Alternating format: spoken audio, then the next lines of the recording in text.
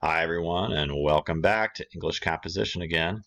Just what is planned to be a pretty brief video for you this time because I just want to be sure you understand how the peer review process works, because I think unfortunately each instructor does it a little bit differently, right? And I don't think that means there's any one right way to do it, but this is just like what we've been talking about all semester. You have to be attentive to assignment directions so that you can understand what the person on the other end wants in terms of your writing. So let's talk briefly about the peer review.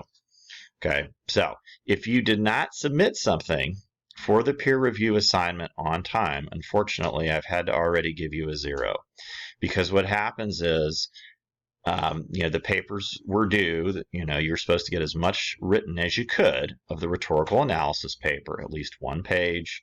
You were supposed to submit it before midnight on Thursday, right? And then what happens is Friday morning, Canvas automatically routes papers to the students that are participating so that they can give feedback to other students.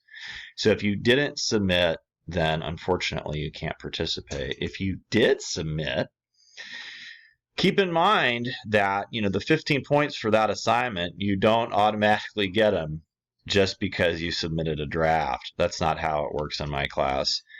The points are awarded to you based on how helpful the feedback you create for 2 other students is, right? I can see the feedback in Canvas, right? And when I see feedback that only says things like, great job, keep up the good work, just be sure your sentences have a good flow, it frustrates me because it's not helpful for the student on the other end. There's absolutely nothing that they can do with that. And so when I have people that give feedback like that in the peer review, unfortunately, I'll have to give you a 0.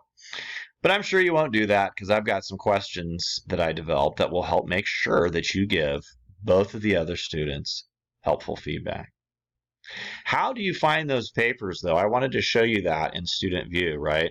I did add this peer review reminder for you this time. I don't know if I'll remember to do that every time, but even if I forget, you can always navigate back to the grade book and just click on the peer review assignment.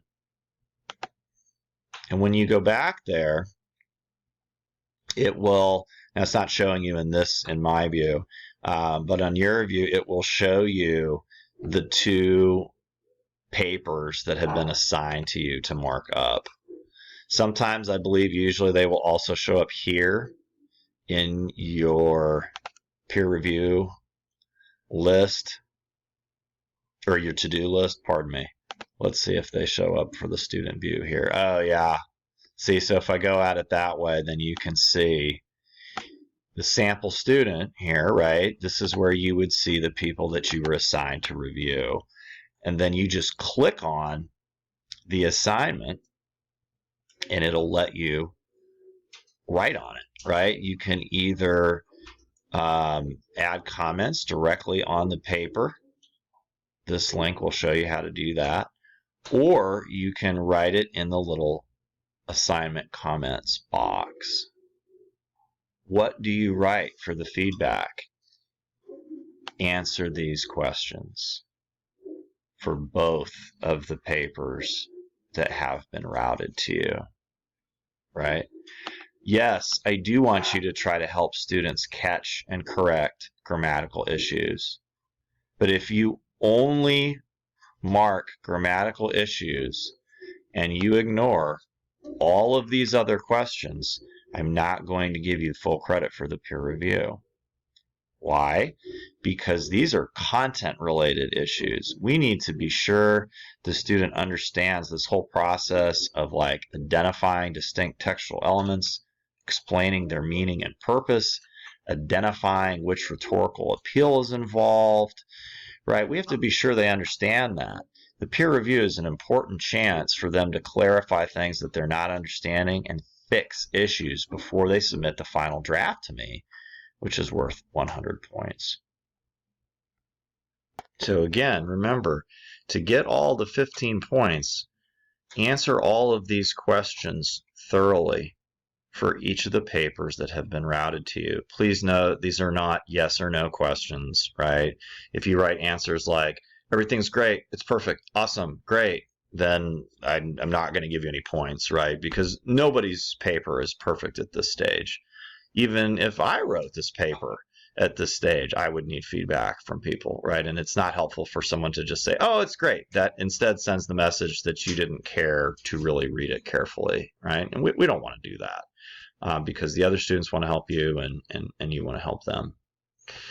Real quick, the sample student view isn't perfect. I don't think it's quite going to look just like this for you, but I wanted to show you this. You're not going to get to grade anything, but you will have an assignment comment box.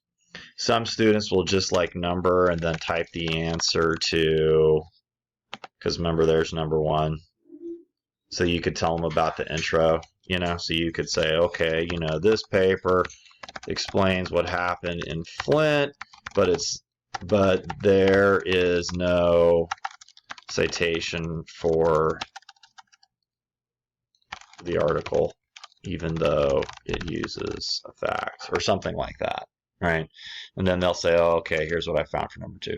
You could do that, or you can, again, and I'm not sure it looks exactly like this for you, but there's tools in here where you can write right on the paper. And I know this is the syllabus, right? Just ignore that. But let's pretend this was the intro, right? And you could write something like,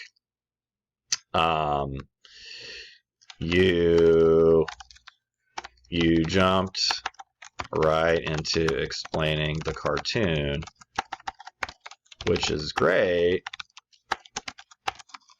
But first, you have to explain what happened in Flint, right? And of course, you'll go back and fix your typos. Anyhow, and see, then I can add another comment here. And this is really helpful when you're marking up grammatical issues, right? Because, you don't have to be the instructor and say, this is a mixed construction error here. You don't have to know the name of the error. All you have to do is click on it and say, this sentence is confusing to me. It might need to be rephrased. See how easy that is? That is a helpful thing for a reader to do, right? So anyhow, I'm just trying to show you how you're going to put this feedback in and what things you need to answer in the feedback, because in my experience, those are common issues, particularly with the first peer review. And I want to make sure you have a good experience, not just so that you get all 15 of the points, but so that you can, use this experience to go towards writing a really great final draft of your rhetorical analysis paper. As usual, if you have any questions, feel free to message me in Canvas or stop by virtual office hours. Take care and talk to you later.